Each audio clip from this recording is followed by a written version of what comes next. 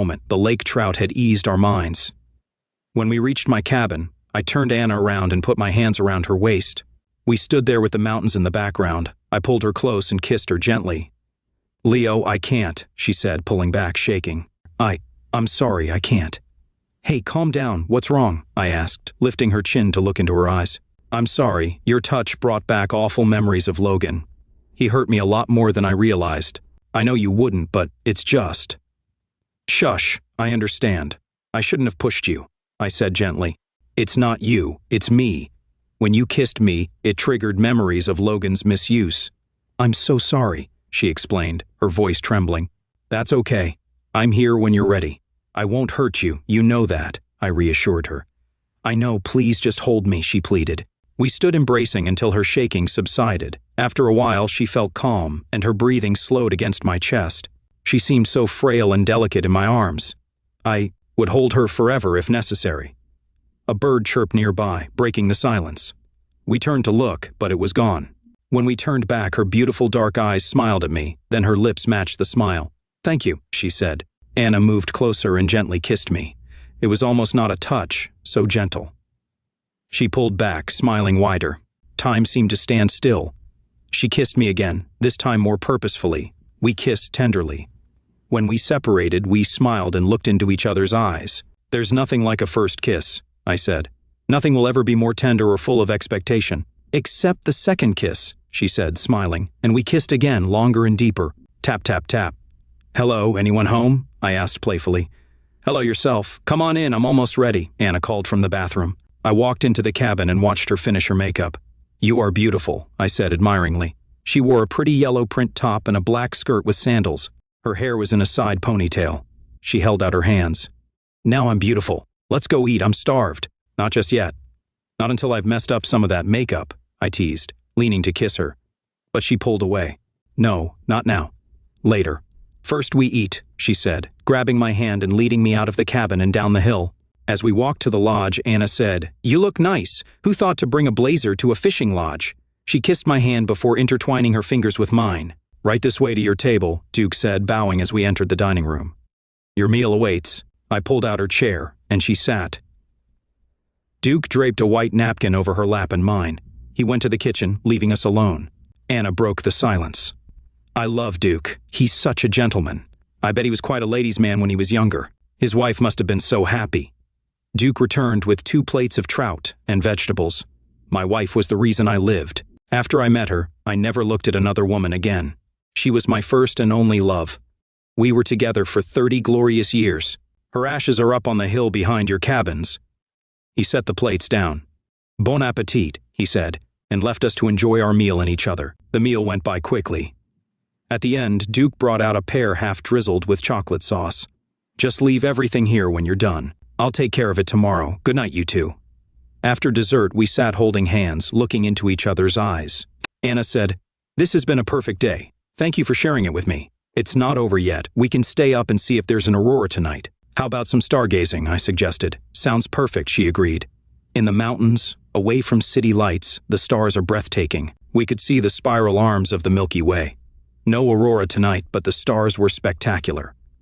We sat in front of my cabin, holding hands, listening to the occasional hoot of an owl and chirping. Crickets. Suddenly, there was a loud crack from the bushes. I think we've got a visitor," I said. "Maybe we should head inside." "Good idea. I don't want to end a perfect day by becoming a bear's dinner," Anna said with a nervous laugh. We quietly got up and went into the cabin, shutting the door. "So what do we do now?" I asked, curious. "I can think of something," she said, eyeing the bed. I took her in my arms and kissed her deeply. We made love, then lay panting beside each other. I turned to look at her and saw tears on her cheeks. "Anna, what's wrong? Are you okay?" I asked, concerned. She turned to me, tears streaming. "Oh, Leo, everything is right. I haven't felt like this in a long time. I felt loved. You loved me the whole time.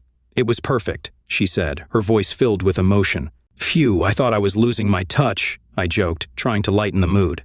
Smiling, she playfully slapped my back. "No, you haven't lost your touch. I love your touch. Just hold me," she said. We embraced, nuzzling each other until we fell asleep. Morning arrived with a gentle rain. The pitter-patter on the roof echoed softly. We lay in a warm embrace, listening to each other's heartbeat. "Good morning," she said softly. "Good morning, beautiful," I replied. "Do you want to skip breakfast and stay in bed all day?" she suggested with a smile. "Sounds good to me as long as you're here too," I said, holding her closer. "Bet on it. Just let me brush my teeth and I'll be back to keep you warm and safe." I got up and went to the bathroom while Anna watched. When I returned, I said, "Your turn." She got up and closed the door. I lay there, thinking of her, feeling aroused. She returned, laughing at the protruding bedding, and jumped under the covers with me. We hugged quietly, listening to the rain. "Leo, don't take this wrong, but I've got something to tell you. I think I love you. I know it's crazy because we've only known each other a few days, but I feel so comfortable and safe with you. Wow, maybe it is crazy, but I feel the same. I want to focus on you and not the mess I left behind, Anna. I could feel that way about you too, but I can't think about loving you until I figure out my problems. I don't want to hurt you. I care about your happiness, and right now that's all that matters to me. Stop thinking and hold me." Anna and I stayed in bed all day, talking and loving. We made love 2 more times, gently and lovingly. We forgot to leave the cabin to eat. The next day, the rain stopped, but everything was still wet and muddy as we headed to breakfast.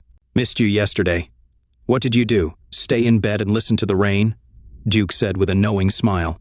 "Yeah, something like that," I admitted with a smile at Anna. "Today's Tuesday and the supply plane is due around noon. No new guests are scheduled, so you two will be the only ones here when the others leave. If you want anything special, leave me a note and I'll send it out. The plane comes on Tuesdays and Fridays, so plan ahead." "Can we get anything?" Anna asked. "Anything from a grocery store, liquor store, or hardware store. Other stuff might take longer, but you can order any time." She smiled and took a bite of toast. The same float plane that brought me arrived, filled with supplies. We helped Duke unload everything while the fishermen packed their luggage.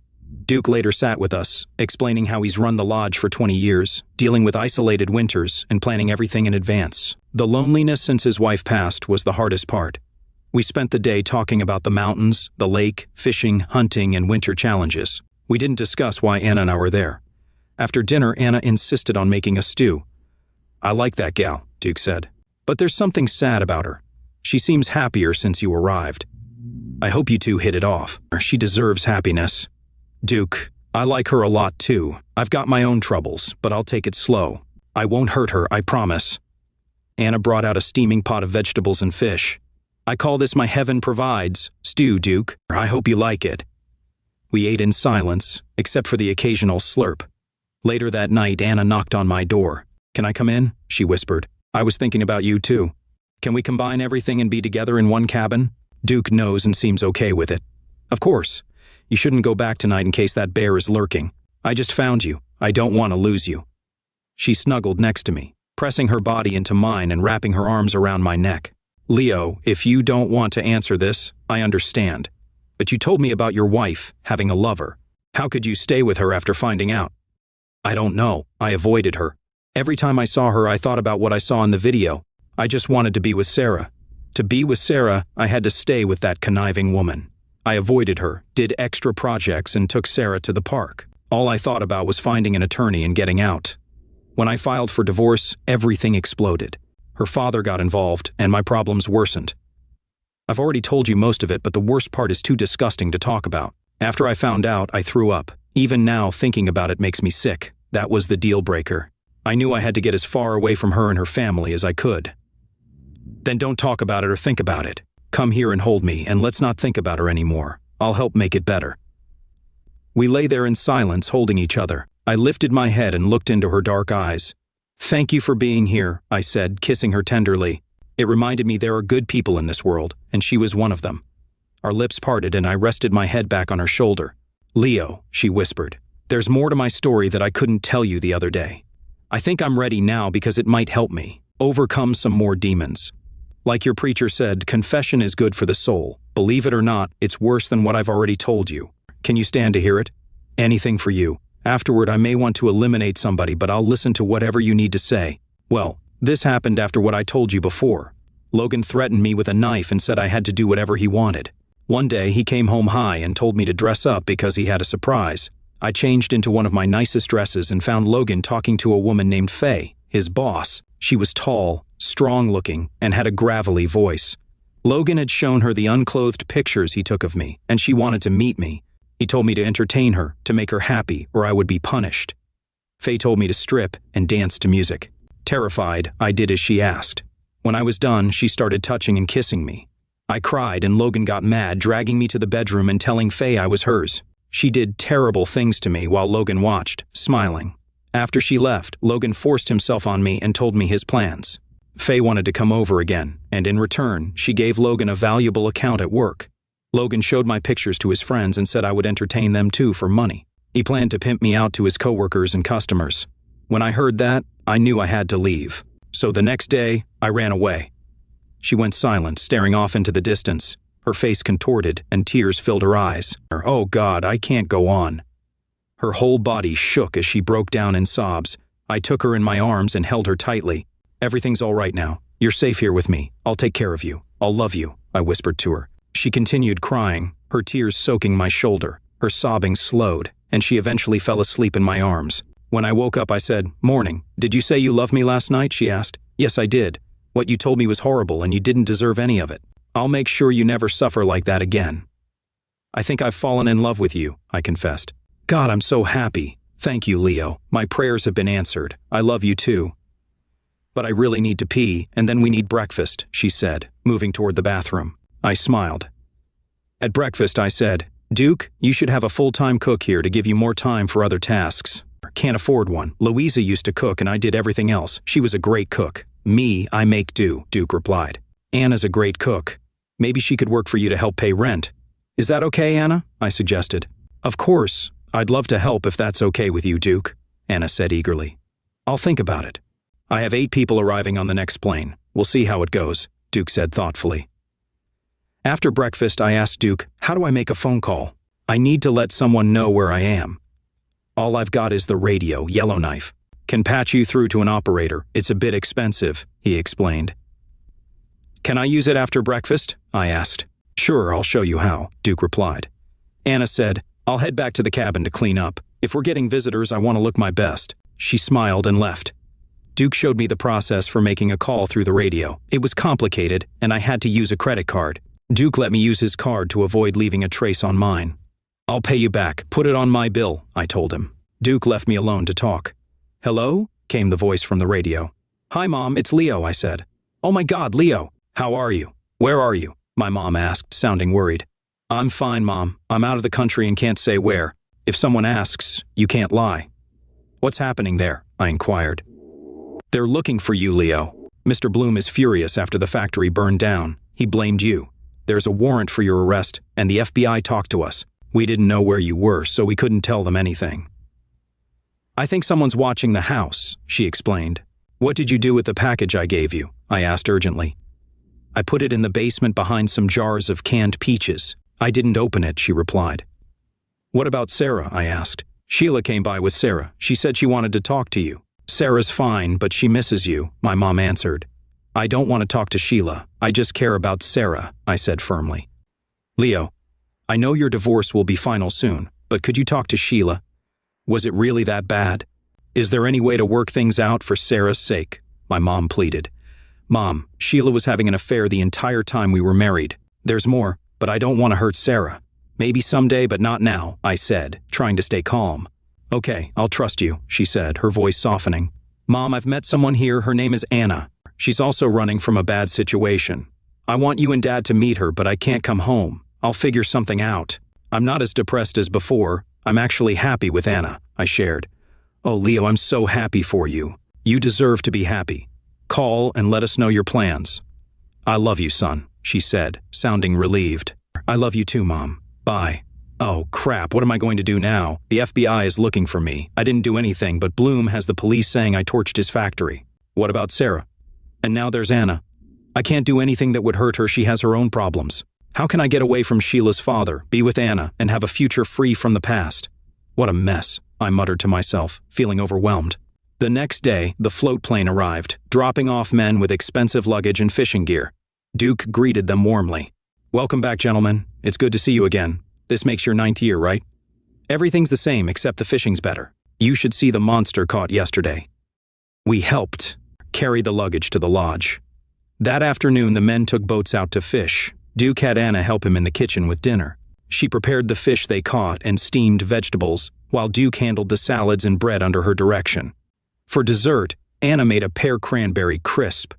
The new lodgers were thrilled with dinner and asked to meet the chef. Anna shyly went into the dining room. I watched from another table. One man spoke up. "Madam, we want to compliment you on dinner. Everything was delightful.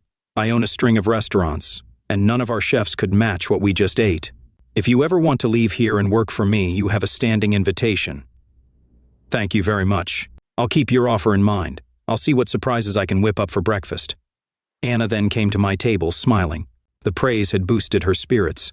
The restaurant owner walked over to us. "Sir, you should be proud of your wife. She's a magnificent cook. I'm serious about my offer." I said, "Yes, I am proud of her, but we're not married. We met here, refugees from bad situations back home." Duke clarified. "I'm sorry to hear that." "Where are you from?" Anna asked. "I'm from Plano, Texas," she said.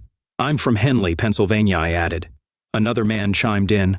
"I know some people in Henley. What's your name?" "Leo Baker," I replied. "Nope, don't recognize the name." "Where did you work?" the man asked. "Until recently, I worked at Bloom Enterprises as an accountant," I said. "Now that name I know. Bloom cheated me out of $1 million contract. It set my business back quite a bit," he responded. "Yeah, I was married to his daughter," I admitted. The man came over to our table. "No crap, you're Ezekiel Bloom's son-in-law?" "I was. I got divorced recently. I'm not sorry to be out of that family." "What happened?" the restaurant owner asked, intrigued. "In short, my wife cheated on me. I filed for divorce, and Bloom made sure I came away with nothing. No money, no job, no daughter. I came here to get away, and that's where I met Anna," I summarized. Another man joined us. "Did I hear someone mention Bloom Enterprises?" "Yes, I used to work there," I confirmed. "That name is familiar. I work for the Justice Department in the racketeering section. We're investigating Bloom for violations of several laws. I'd love to talk to you in more detail," he said. "Wow, I didn't know that, but I'm not surprised. Bloom owns everything in town, including the judge in my divorce hearings. Just before I left, one of his factories burned down, and I'm the main suspect. There's a warrant for my arrest, and I'm sure he had something to do with it," I explained, feeling the weight of the situation. A fourth man interrupted. "I heard your story and wanted to chime in. I'm a lawyer. How do you know Bloom owns this judge?" "I had a video of my wife with her lover. The judge rejected it and threatened to jail me if I showed it to anyone," I revealed. "That sounds like a judge I know in Henley. He screwed me and my clients too. You need help getting unscrewed. Maybe we can talk and see what's possible." "I'd like to help," the lawyer offered. The manufacturing man added, "Absolutely. I'll do anything to give Bloom a taste of his own medicine." A fifth man stood up and approached us. "Looks like we need some military-style coordination here. I haven't seen action since Afghanistan, and I'd love to help take down a big shot." "No offense, Mr. Baker." "None taken," I said. "Let's head to the porch, have a couple of drinks, and talk this over. With all the brains here, we can come up with something spectacular. What do you say?" Anna chimed in. "This is where I make my exit. Thank you, everyone. Leo, I'll see you back at the cabin. Wake me when you get back and tell me your plans for world domination. Gentlemen, good night, and thank you." From the porch, I watched Duke walk Anna back to our cabin. He thanked her for making the group happy and asked her to help with breakfast. After they were out of sight, we started discussing possibilities. When I got back to the cabin, Anna was asleep, looking peaceful. I didn't want to wake her and bring back her troubles, so I quietly slipped into bed and spooned her. It was another perfect day. That night, the aurora borealis lit up the sky, but we were asleep in each other's arms. The next morning after breakfast, Anna and I sat on the dock. "Anna, before I tell you about last night's discussion, I have a question. What do you want to do about your husband? I can't see any alternative but divorce. I don't want you going back and getting hurt. What are you thinking?" "I've thought about divorce, but he would come after me. He's very possessive. I thought about staying hidden and hoping he moves on." "Why? What do you have in mind?" "Yesterday, we talked about my problems. I told them I wanted justice, not revenge. These men have influence and money. One is a CEO of a huge computer company. The lawyer, Alan, knows my friend Ken, the private investigator. The retired colonel and the Army Special Forces will coordinate everything. We just have to sit tight here until they're ready." "That sounds wonderful. Do you think they could help me?" "Yes. Alan knows a divorce lawyer in Dallas who's a shark. Everything should be ready by the time we get back. You just need one meeting to sign papers, and the Army major will handle getting Logan to sign. Everything's going to be okay. Why would a bunch of strangers help me? I'm just a cook in a remote lodge. There are good people in this world. They see something in you that maybe you don't see in yourself, something I already knew." Anna smiled. We sat on the dock, holding hands. thinking about the future. 5 days later, we helped the fishermen load up the float plane. I thanked each man, and Anna kissed each one on the cheek, even the shy computer geek. The restaurant owner gave Anna his business card, reminding her of his job offer. "Please call," he said.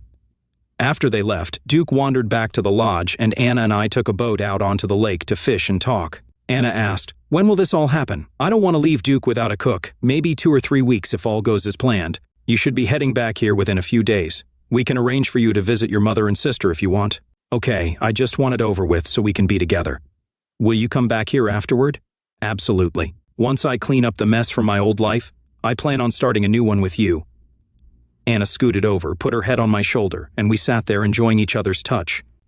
3 weeks later, Anna and I sat on our cabin porch at sundown, discussing the trip home the next day. We were both tense about what was to come. Despite careful planning, Murphy's Law could still strike. I had hope, though. "Leo, hold me, I'm so scared. If I wasn't here in your arms, I might be back there, tied to a bed and being used by everyone. I'm terrified he'll find me." "Shush, that's not going to happen. You're safe now and always will be. I'll protect you." We sat holding each other, watching the sunset behind the mountains. I stroked her cheek as a tear rolled down. Her gentle breathing showed she was more relaxed. "Anna, since you shared your whole story, I need to tell you about my final demon. This is as hard for me as it was for you. When I found out my daughter wasn't mine, I was furious. I wanted to eliminate Sheila and her lover. If they had been there, I might have. I went looking for Sheila and found her with her lover. It was her father, Ezekiel Bloom. They've been lovers since before we were married. The photos and video I had confirmed it. Sarah is his daughter.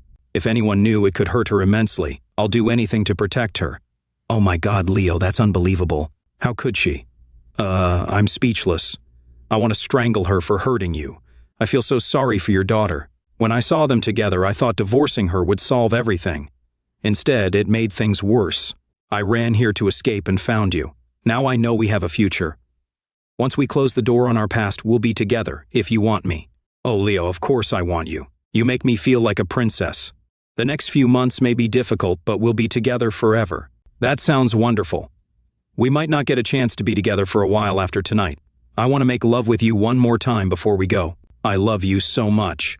We kissed in the fading light and walked into the cabin. We made love, and afterward she looked into my eyes and kissed me. God, that was fantastic. She relaxed and fell onto my chest, and we fell asleep. "Duke, Anna will be back in a week at most. I'll be gone longer. I know the lake will freeze and flying in will be impossible, but I'll try to get back before then. Keep an eye on my little chef. Don't worry about me. I've been here 20 years before you came, and will be here 20 more after you leave. I'll take care of your little darling. You two be careful and have a safe journey." Anna kissed Duke on the cheek, then stepped into the plane. I shook his hand and followed her in. The pilot entered, closed, and locked the door. I saw Duke waving goodbye as we took off. As we flew, I thought about what lay ahead. In Dallas, we went to see Anna's attorney. I pictured a fierce lawyer, but Jane Oakes, a little gray-haired woman, surprised me. "Good afternoon, I'm Jane Oakes," she said, sitting behind her mahogany desk and smiling at Anna.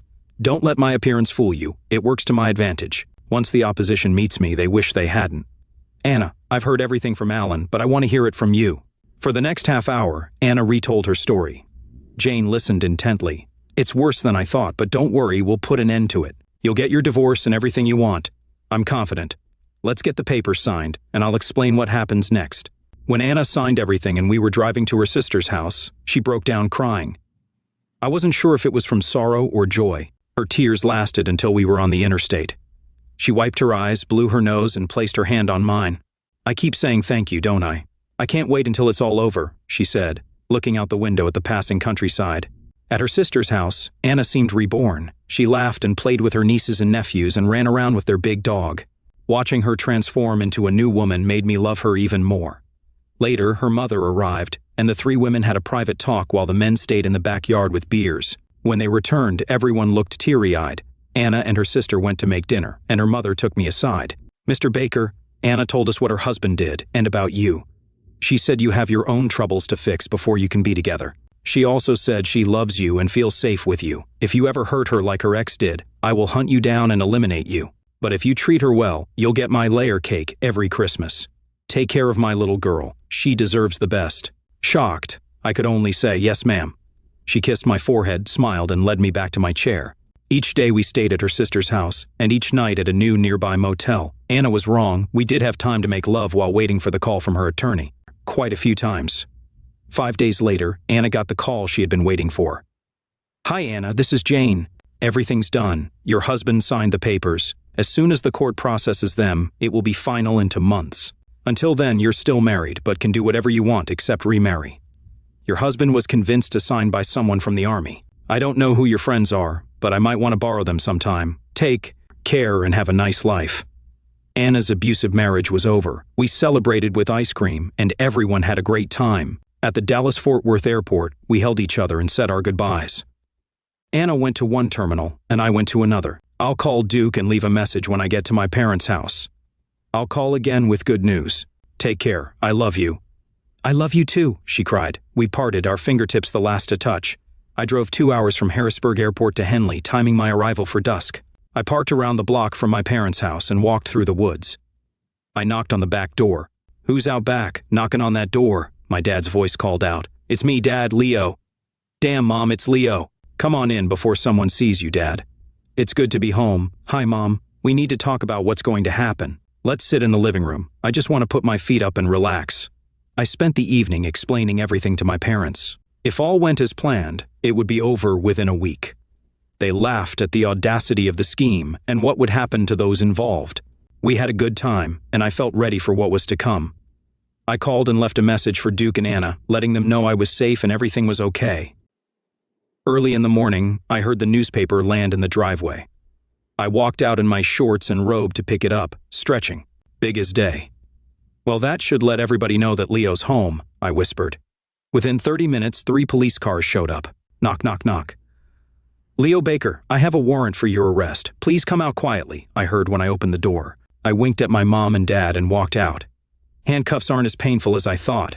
Sure, I had to ride to the station with my hands behind my back, but it didn't hurt much. I was photographed, fingerprinted, and put in a cell by myself. All I had to do was wait. Within an hour, Mr. Bloom came roaring into the station, demanding to see me. I could hear his voice from my cell. Soon he was in front of me, glaring with steely gray eyes. "Boy, I'm going to burn you up. You have the balls to burn down my factory and come back like nothing happened. I'll make sure you never see the light of day again. Say goodbye to your little girl, she'll forget you ever existed." I watched his tirade, thinking, God, I love watching that big vein on his head pulse. I didn't get to say anything before a frantic-looking deputy called him back to the office. I sat back down and listened to the yelling and screaming. Finally, someone shouted, "Go get him now!" The same wide-eyed deputy came back, unlocked my cell, and told me to follow him. In the office, Alan, the lawyer I met at Duke's, stood glaring at Mr. Bloom, who was redder than before. "Mr. Baker, are you okay? Have they treated you well?" Alan asked. "I'm okay, just a little confused why I'm here," I replied. "We're about to clear that up," Alan said. Reassuringly, Alan made a call and said, "We're ready now." In a minute, a tall man in a suit walked in with 2 state police officers. He approached Mr. Bloom with a manila envelope. "Mr. Ezekiel Bloom?" the man in the suit asked. "Yes, what do you want?" Bloom responded, sounding annoyed. "Sir, I have a warrant for your arrest for tampering with government officials, racketeering, and money laundering. I also have a cease and desist order for Bloom Enterprises until a federal grand jury convenes. Here's a lawsuit from Leo Baker for wrongful termination, and there's another warrant for your arrest on the charge of incest with Sheila Baker, your daughter. A warrant is being served on her now," the man announced, handing Bloom the documents. He turned to the deputy sheriff and handed him an envelope. "Sir, this is a lawsuit against the town of Henley for wrongful imprisonment." I had to sit down to hide my smile. The officer handed me an envelope and said, "Mr. Baker, here's a court order quashing all charges against you until the fire marshal's report is reviewed. Tomorrow at 10, there will be a hearing to review your divorce decree with a new judge, as the previous one is under investigation." Alan never took his eyes off Mr. Bloom, who now looked particularly glum.